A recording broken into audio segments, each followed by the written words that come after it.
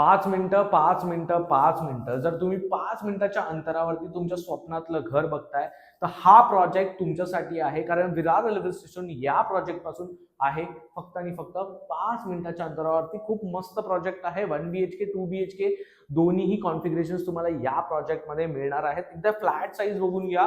हा 2 BHK flat आहे. एकदा लिव्हिंग रूमचा स्पेस बघा. खूप जबरदस्त स्पेस मध्ये तुम्हाला लिव्हिंग रूम मिळणार आहे.